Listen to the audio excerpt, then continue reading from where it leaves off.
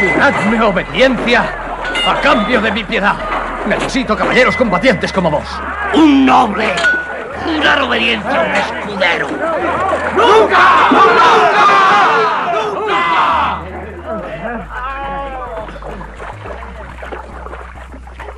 Tenéis razón. Caballero no soy aún. Tú, Urgens, me armarás. De caballero a caballero, te ofreceré misericordia. ¿Qué es esto? ¿Qué es esto?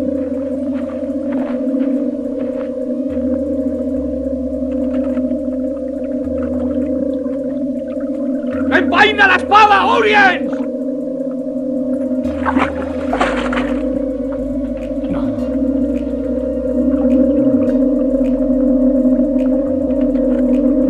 En el nombre de Dios, San Miguel y San Jorge, te concedo el derecho a llevar armas y el poder de impartir justicia. Es un deber que cumpliré solemnemente, como caballero y como rey. Nunca había visto esto. Levantaos, rey Arturo.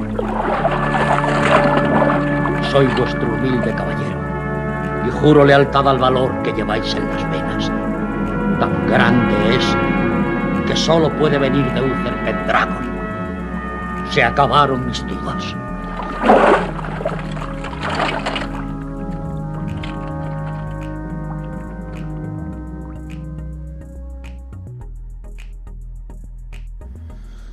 Buenos días, chicos y chicas.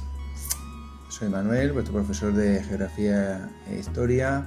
Y bueno, pues os mando este audio porque creo que me resulta más fácil enviaros la solución a la última tarea que os envié de esta forma.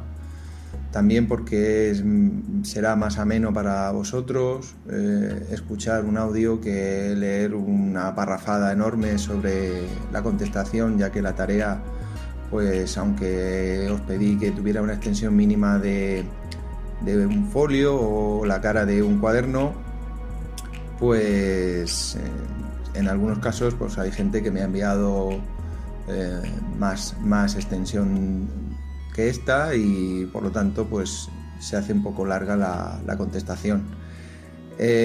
Bueno, antes de empezar a hablar sobre el trabajo, pues quiero desearos y mandaros todo mi apoyo en estos momentos tan difíciles de confinamiento, de una situación totalmente nueva a la que no estábamos ninguno acostumbrados a estar encerrados en casa, pero no queda otra. Ya sabéis y creo que todos estaréis bien informados de la importancia de respetar esta cuarentena, este confinamiento y nada más. Espero que estéis bien, que vuestros familiares también estén bien y si alguno pues ha enfermado que se recupere lo antes posible y que todo salga lo mejor posible. Bueno, en la tarea que os envié sobre esa escena de la película Excalibur, lo primero que os pedía era que hicierais una introducción sobre el contexto histórico del que estamos hablando. En este caso, evidentemente, como os decía en el propio correo electrónico, es la Edad Media. En concreto, lo que hemos visto hasta ahora, que es la Alta Edad Media. ¿Qué es esto de la Alta Edad Media? Pues es el primer periodo en el que se divide la Edad Media, que va desde su inicio, a finales del siglo V, recordad, cuando cae el Imperio Romano de Occidente, en el 476 después de Cristo, hasta aproximadamente el siglo X, siglo XI, en el que se produce un cambio de mentalidad y un cambio de condiciones socioeconómicas a nivel global, sobre todo, bueno, a nivel, en este caso, centrado en Europa, que es lo que estamos estudiando, la Europa medieval. Precisamente este cambio, que es lo que se conoce como la Baja Edad Media, que va desde los siglos X, XI hasta el final de la Edad Media, en el finales del siglo XV, con el descubrimiento de América. Pues es lo que estamos viendo en el capítulo 2, y que ya os mandé algunos ejercicios de las claves de pensar, de las claves para estudiar y el piensa.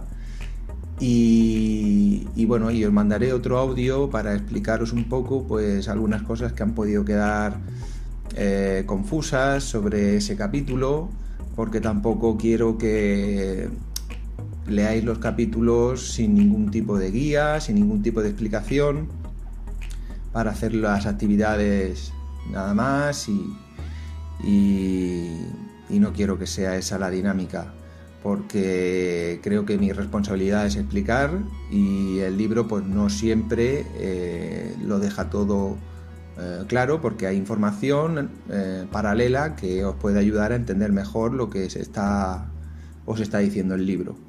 Bueno, la introducción, como digo, vuelvo otra vez a esa introducción, ese primer punto, es la Alta Edad Media, una época que, como vimos, pues Europa vuelve otra vez a reiniciarse después del Imperio Romano, y se reinicia con el protagonismo de las distintas tribus germánicas que estaban revoloteando alrededor de las fronteras del antiguo Imperio Romano, y que finalmente, cuando este cae, pues se hacen cargo de todos esos territorios y forman los primeros reinos, las primeras monarquías, y se establece pues una jerarquía muy marcada social, en la que la cabeza sería el rey, y después, en segundo plano o en segundo lugar, estarían los grupos de los nobles, que junto con el clero formarían los grupos privilegiados. ¿Por qué los llamamos grupos privilegiados? Pues porque no pagaban impuestos, por ejemplo, porque si se les juzgaba se les aplicaban leyes especiales, y porque también ocupaban los puestos de mayor relevancia o los altos cargos, y no trabajaban, por supuesto, con las manos, no realizaban trabajos manuales, que todo ese trabajo, como ya vimos, pues estaba en manos de los no privilegiados, sobre todo de esa parte de los no privilegiados que es el campesinado. Los campesinos son los que van a trabajar la tierra, tanto la suya propia para su subsistencia, para sobrevivir, como las tierras pertenecientes al señor, al noble, que se le había concedido una tierra por parte del rey, que es lo que llamamos feudo. Ellos trabajan la tierra, y una parte, que es esa que os pregunté, el diezmo, esa décima parte de las cosechas, también se destinaba a entregárselas a la iglesia, porque el clero tampoco trabajaba la tierra, se dedicaban a rezar. Su labor era rezar en aquella época, porque, como vimos en las actividades, que muchos me habéis respondido muy bien, pues la iglesia en aquella época tenía un poder igual o incluso a veces superior al de un noble. Un obispo podía tener tanto poder como el noble, y el papa tanto poder como un emperador o como un rey. Y por eso pues os comenté en clase que durante la Edad Media hubo muchas disputas y muchas luchas de poder entre los papas y los distintos reyes, que rivalizaron por ver quién tenía más poder aquí en la tierra, porque los papas no solamente consideraban que tuvieran poder aquí en la tierra, sino también en el otro mundo, y ellos eran la máxima autoridad para designar quién podía o no conseguir la salvación. Aparte de los campesinos, entre el grupo de los no privilegiados, pues estaban los artesanos, los comerciantes, aunque los comerciantes todavía en esta época de la Alta Edad Media pues son muy limitados debido a lo que hemos visto, a las invasiones de distintos pueblos bastante violentos, como los vikingos o normandos, podéis llamarlo de las dos maneras, de los magiares o húngaros, que van a crear el reino de Hungría, y de los sarracenos, que eran piratas que procedían del norte de África y que saqueaban pues muchos de los barcos que intentaban establecer pues lazos comerciales en el Mediterráneo. Pues ante este panorama, y además la aparición del Islam que vimos en el siglo VII, pues se cierran muchas rutas comerciales y el comercio pues ve un retroceso enorme, y eso es lo que va a hacer que la tierra, a partir de ese momento, durante esa Alta Edad Media, pues sea la principal fuente de riqueza, y la moneda pues cada vez tenga menos valor. Pero ojo, os dije, cuidado, no descuidéis a estos comerciantes que en la Alta Edad Media eran una minoría y no desarrollaban una actividad muy potente, porque luego en la Baja Edad Media y en el Renacimiento, en la época posterior y después en la época del siglo XVIII y del siglo XIX, van a ser los grandes protagonistas, y son los que hoy en día, lo que llamamos burguesía, los burgueses, son los grandes empresarios y comerciantes son los que hoy en día tienen el mayor poder económico. Así que es importante que no descuidéis esto, porque tiene su origen aquí. Y es una forma de entender el presente, que para eso sirve la asignatura, para estudiar el pasado, para entender las cosas que suceden en el presente. En este segundo capítulo que estáis ahora empezando a ver, de la Baja Edad Media, vamos a ver en el segundo capítulo precisamente cómo se empiezan a desarrollar las ciudades, y en ellas empieza a aparecer esa figura del burgués, que son comerciantes que forman pequeños núcleos alrededor de las murallas de la ciudad, que se llaman burgos, y de ahí viene la palabra burgués. Son comerciantes que poco a poco se irán haciendo cada vez más ricos, más importantes socialmente por su acumulación de riqueza, más prósperos, y que poco a poco pues irán, aunque nunca lleguen a ser del grupo privilegiado, pero tendrán cada vez más peso, sobre todo en las ciudades, que es donde nacieron. Pero eso ya lo veremos cuando os hable del segundo capítulo. Bien, entonces estamos en un contexto que es la Alta Edad Media, donde el rey, vimos, tenía un poder muy limitado, porque no posee un ejército propio, privado, y depende de los nobles, de los caballeros, de aquellos que tenían caballo, armadura y tenían un adiestramiento militar, para poder defender sus reinos. Y eso pues creaba una situación de dependencia, que es lo que llamamos el sistema feudal, que tiene dos planos que vimos en clase: la dependencia del rey hacia el noble, a su vez del noble hacia el rey, porque el rey era el que le podía proveer de tierras, y luego el segundo plano, que es el que establece el noble con los siervos, es decir, con los campesinos que tenía a su cargo en el feudo, trabajando en la aldea alrededor del castillo, que corrían cuando venían las invasiones al castillo a refugiarse y a encomendarse al señor para que les diera protección, porque recuerdo que los nobles eran los que tenían el poder militar y por lo tanto eran la máxima garantía en aquella época frente a la indefensión que tenían campesinos que no tenían ninguna experiencia militar, ni a la hora de manejar una espada, ni a la hora de manejar un caballo, ni a la hora de todas las técnicas que podáis imaginar que habían en esa época, con las armas típicas de la época, como la maza, la espada, el escudo, la caballería mediante lanzas, que por eso en esta época se dan tantas justas entre caballeros, con la típica lanza en la que dos caballeros se enfrentan frente a frente en caballo para ver quién tira al otro, etcétera, que habréis visto en 1000 películas.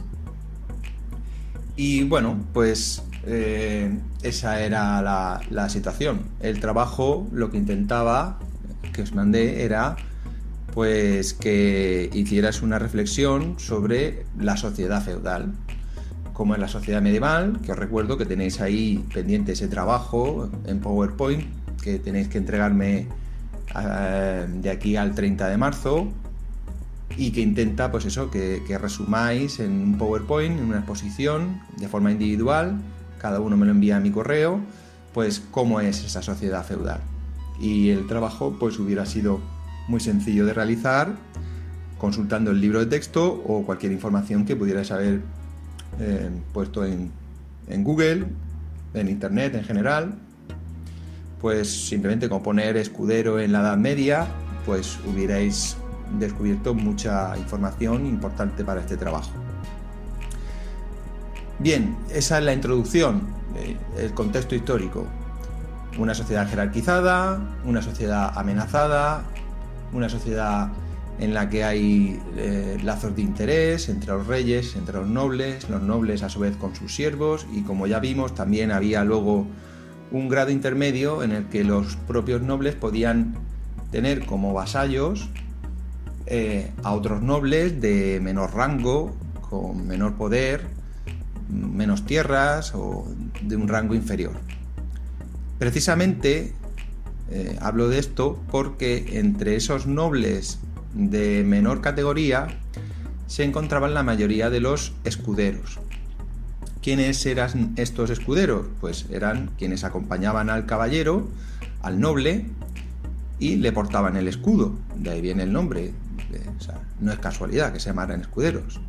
Portaban su escudo y le proveían al noble pues, de ayuda cuando iniciaba una campaña militar. O sea que muchos de ellos les acompañaban a la guerra para asistirles, pues, para cambiar de arma, para proveerle de un escudo si alguno se había roto, un escudo nuevo, claro.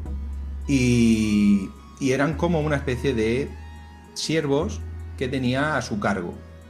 Algunos de ellos eran huérfanos, de familia noble pero de baja categoría, y quedaban pues eso a disposición de un noble de mayor rango, y hasta los 21 años pues eran pues, considerados pues, como ayudantes o como siervos del noble, no trabajando la tierra como los campesinos, pero sí asistiendo al noble en todo lo que tenía que ver con la labor militar y el entrenamiento como caballeros.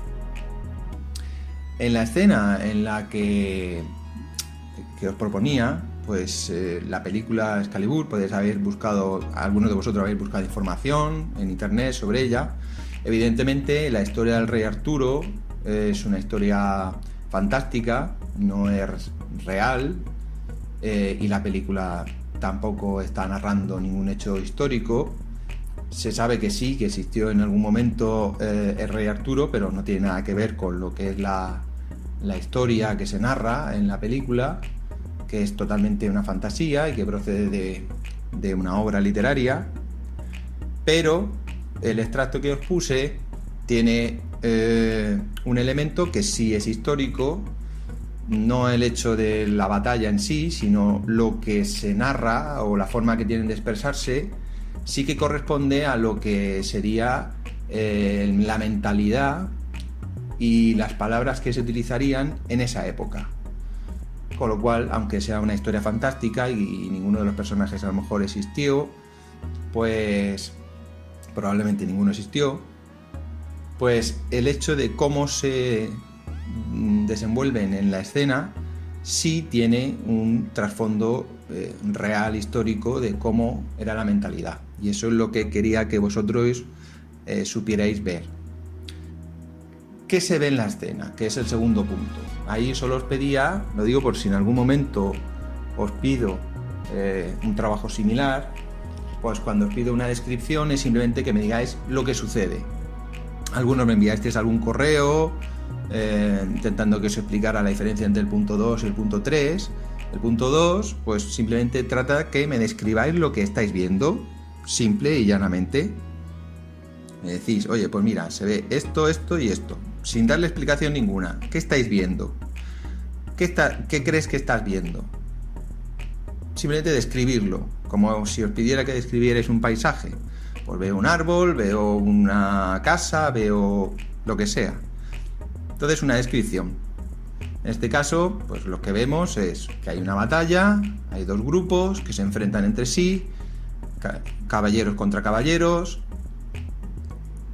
alrededor, o en las inmedianías de un castillo.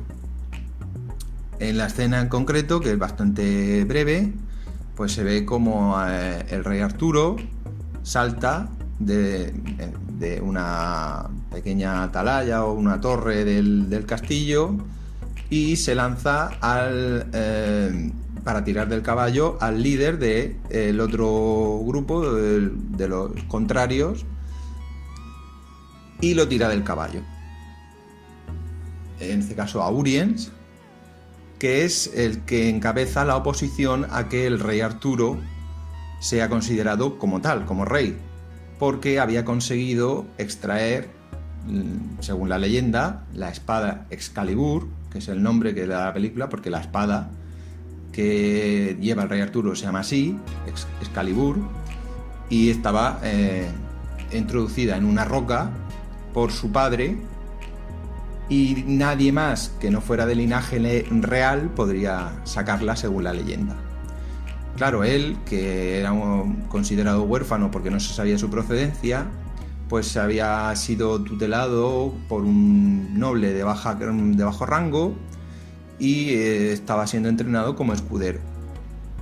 En la Edad Media Real, como digo, los escuderos a veces a los 21 años, pues si habían hecho un buen servicio, pues podían llegar a ser nombrados también caballeros.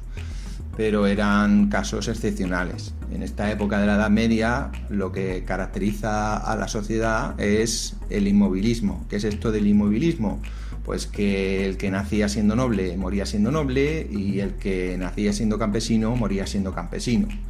Esas uniones que podían hacer ascender a alguien de un estamento a otro, de un peldaño de la pirámide a otro, pues no se daban, salvo en el caso del clero, cuando alguien de los no privilegiados pues decidía ordenarse y solamente podía acceder al bajo clero, es decir, a un párroco cualquiera en la aldea, un cura, pero no podían ascender al alto clero, es decir, a los cargos ya de obispo, de arzobispo, cardenal, y por supuesto no podían llegar a ser papas.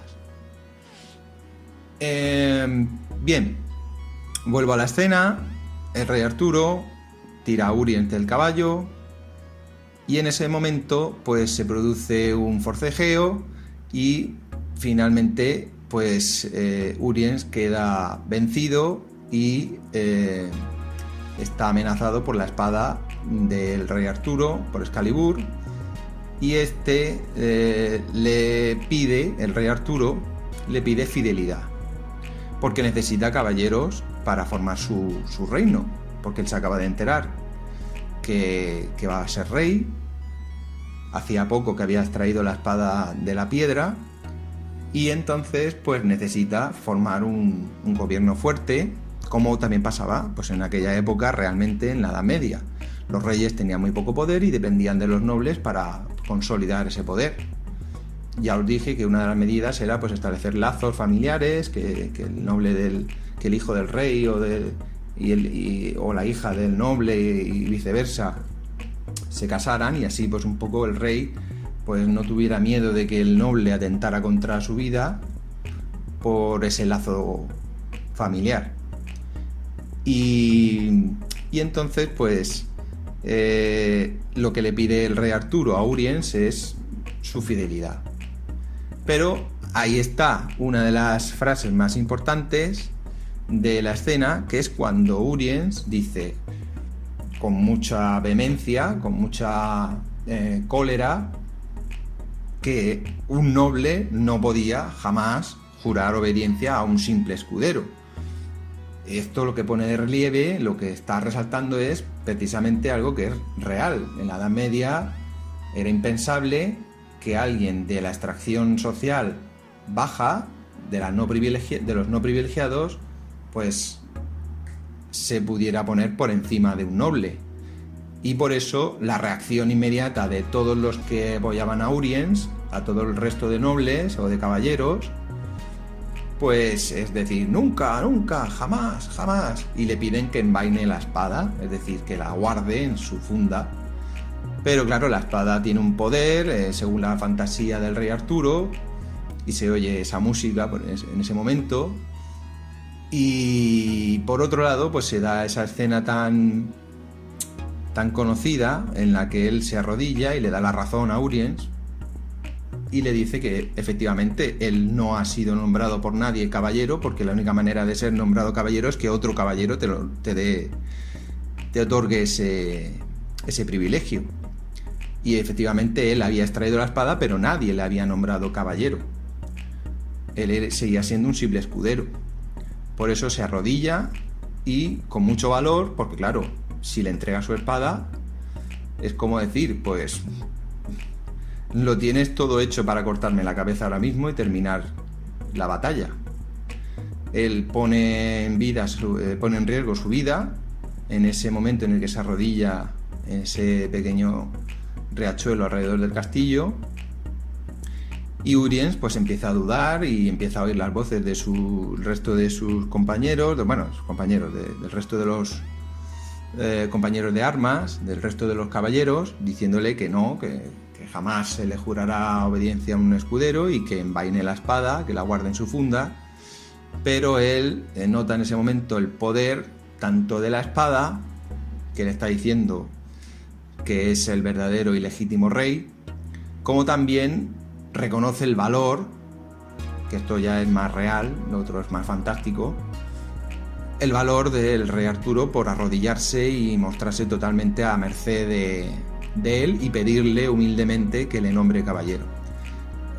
Ahí también se ve la ceremonia real, que era la de lo que es la frase típica para nombrar caballero: por Dios, por San Miguel y San Jorge, yo te otorgo el poder de llevar armas y de impartir justicia. Y esto lo hemos visto en clase. Los nobles en sus feudos eran quienes impartían justicia. Los caballeros, ellos eran la máxima autoridad. No habían jueces en esa época. Eran los propios nobles los que tenían que resolver los conflictos que se podían dar en la aldea, o si alguien robaba, si alguien cometía algún delito, pues era el noble quien tenía que impartir justicia, no solamente para ir a la guerra cuando el rey lo necesitara, etc. Y entonces esa era otra cosa de las que a mí me gustaría que hubierais o que algunos habéis resaltado en vuestros trabajos, que en ese momento se ve dos aspectos que hemos visto. El primero, el del que el rey necesita la fidelidad del noble, porque no tiene ejército. Si los caballeros, el rey no es nada en esta época. Y por otro lado, el hecho de que le jure esa fidelidad y que le nombre como caballero, haciéndole ascender socialmente, ¿vale? Y haciéndole pasar en ese momento a la nobleza, al estamento superior. Y en ese momento es cuando ya lo nombra caballero, con esa ceremonia que le da también el poder de llevar armas, que era exclusivo de los caballeros, y de impartir justicia. Y a partir de ese momento es él el que se arrodilla, Arturo es el que se levanta, alzado ya como rey, y Uriens le reconoce su valor, que dice que solamente podría ser propio de alguien de sangre real, de alguien que provenga de un linaje puro y honorable, que demuestra que es digno de ser considerado como el rey en este caso de los bretones. Se llaman así, ya os dije, porque claro, Gran Bretaña, esto todo se desenvuelve en la mitología anglosajona de Inglaterra. Pues la provincia romana era Britania, y entonces pues en la Edad Media ellos asimismos eran los bretones, y entonces el rey Arturo se convierte en el rey de los bretones. Eso es ya, aparte de la descripción, ya os he hecho la explicación de lo que sucede. Y es un momento pues que a algunos os habrá gustado bastante, otros a lo mejor menos, pero es un momento pues bastante épico, incluso lírico, es decir, tiene un tono de poético, con esa banda sonora de fondo de Wagner, un compositor del siglo XIX muy, muy conocido, y en la historia de la música. Y bueno, algunos os preguntaréis quién es esa figura vestida con una túnica negra y esa especie de casco metálico y ese báculo. Es Merlín, el mago Merlín, que a todos os sonará, que acompaña y aconseja, será el mejor compañero y consejero del rey Arturo en la leyenda del rey Arturo, y pues se ve muy sorprendido por esa escena. Si profundizáramos un poquito más, a algunos de vosotros a lo mejor os resulta esa escena familiar, no porque hayáis visto la película, sino porque de alguna forma tiene un eco del Evangelio, de cuando San Juan Bautista estaba pues bautizando a todo el mundo en la nueva religión, porque él anticipaba que su primo Jesús de Nazaret iba a ser el nuevo Mesías, y estaba bautizando en el río Jordán a todo el mundo. Y hay un pasaje del Evangelio en el que se ve como se dice como Jesús de Nazaret llega hasta él y le pide que le bautice. Es un momento de máxima humildad. Dice cómo, y claro, San Juan Bautista se queda pues igual que Uri. Yo cómo voy a ser el que te bautice a ti si eres tú el que debería bautizarme a mí. Y tiene ese eco, tiene ahí ese trasfondo del cristianismo, y esa escena pues de alguna forma a todo el mundo que esté familiarizado con este pasaje del Evangelio pues le resultará familiar. A lo mejor no sabe en ese momento por qué motivo, y por eso pues os lo digo. Esto tampoco era que me lo tuvierais que poner en el trabajo, esto ya lo digo yo porque ya sería exigiros demasiado. Lo veo pues eso, pues algo ya más de profundidad, que ya es difícil que lo veáis. A lo mejor alguien buceando en internet lo hubiera visto o lo hubiera leído de alguien que hubiera hecho una reflexión sobre esa escena, pero bueno, eso ya es más por curiosidad, simplemente por saber o ampliar vuestros conocimientos. Y luego pues os pedía una reflexión personal sobre la escena, que eso ya es una respuesta libre y ya cada uno pues habrá puesto lo que habrá considerado oportuno. Bueno, también quería aclarar de la escena pues, que también se ve, aparte de Merlín, se ve arriba en el castillo a uno de los defensores de Arturo. Cuando le están pidiendo los caballeros a Urien que envaine la espada, él dice no. Si habéis visto la escena varias veces, y le acompaña una mujer, es su hija, y él será el futuro suegro del rey Arturo, que se llama en la película León de Grans, y su hija es la reina Ginebra, que será quien se case con el rey Arturo. En ese momento no, en ese momento todavía no se han casado, evidentemente, es el principio, pero por si alguien lo quería saber por qué se le enfoca en ese momento y se le da esa importancia en la escena, es porque él se va a convertir en su suegro y ella va a ser su futura esposa, la reina Ginebra. Y bueno, volviendo a lo de la reflexión personal, pues simplemente allí cada uno pues que diera su opinión sobre la escena, y sobre todo pues yo lo enfoqué pues para que cada uno desde la perspectiva actual, de la época actual, pues supiera decirme, pues no sé, a lo mejor alguno pues lo consideraba que esa jerarquía social que se aprecia en la escena pues no la consideran justa, o creen que es demasiado férrea, que no debe ser solamente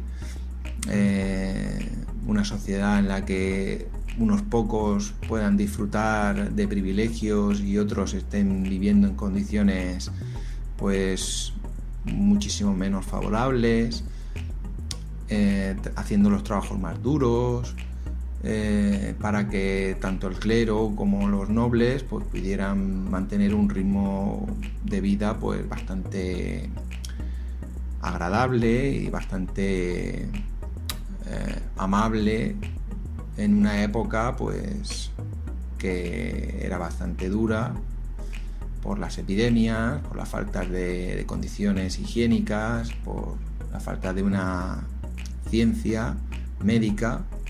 Es una época precientífica todavía, en la que la superstición pues es muy alta en las clases populares, que eran la gran mayoría. Los no privilegiados eran el 95% de la población. Y claro, pues esa superstición fue la que le dio tanto poder, por ejemplo, al clero en esa época. El hecho de pensar pues que toda su salvación, o que incluso las invasiones que estaban sufriendo, pues era signo de un castigo divino, o que se acercaba el fin del mundo. Precisamente enlazo con esto, con el tema que vamos a ver a continuación, porque precisamente la gente tenía miedo y decía que en el año 1000 se iba a acabar el mundo, porque estaban llegando los vikingos, estaban llegando los magiares, había epidemias, había hambre, y la gente, pues como era muy supersticiosa, porque estamos en una época precientífica, ya sabéis que la ciencia ha sido el gran demoledor de los mitos y de la superstición en muchas sociedades. Pero claro, estamos en una época en la que la gente pues creía que había dragones, creía que existían monstruos, brujas, brujos, hechiceros, lo que sea, etcétera. Y claro, pues ¿qué pasa a partir del siglo XI y por qué hablamos de la Baja Edad Media? ¿Por qué hablamos de un punto de inflexión? Porque la gente se dio cuenta simplemente que, oye, pues ha pasado el año 1000 y aquí seguimos con vida. Y no se ha acabado el mundo, se han contenido las invasiones, con mayor o menor suerte, habrá muerto más o menos gente, pero al final pues todo ha salido bien. Seguimos aquí con vida y aquí no se ha acabado nada, con lo cual a lo mejor pues no era un castigo divino. Entonces empieza a aflorar un optimismo en la mentalidad y en la población de la gente de la Edad Media, de lo que ya se podemos hablar como Baja Edad Media. Y por el otro lado pues se dan buenas condiciones en el campo, y al mejorar las condiciones de la agricultura, etcétera, pues la gente pues empieza a crecer la población y empieza una época pues de florecimiento, que eso ya os mandaré otro audio hablando sobre esto, para explicaros bien el barbecho y en qué consiste, y explicaros esas mejoras, cómo van a influir en este último tramo de la Edad Media, sin el cual no vamos a entender qué es lo que va a suceder después en la siguiente época, que es el Renacimiento. Y bueno, no me he extendido más de lo que quería, lo siento, perdonadme, es la primera vez que hago algo así, un audio de este tipo, y creo que me he enrollado demasiado. Lo siento, y bueno, espero que en los próximos vídeos, audios, perdón, mejor ya en youtuber, sea más breve. Espero que haya quedado claro todo lo que quería aclarar sobre este trabajo. Durante el día de hoy y mañana corregiré vuestros trabajos, porque ya el plazo se acabó anoche y me lo habéis enviado muchos, vosotros y mis alumnos de cuarto también, y necesito tiempo para corregirlos, porque ya os digo, muchos me habéis enviado más de un folio y tengo que dedicarle tiempo para corregirlos, y os enviaré vuestra nota por correo, ¿de acuerdo? Bueno, pues nada más por mi parte, un abrazo a todos, mucho ánimo, mucha fuerza, que llevéis la cuarentena lo mejor posible, con el mejor ánimo posible, que os apoyéis lo máximo en vuestros familiares, en vuestros amigos, en la distancia, y nada más, un abrazo y seguimos en contacto.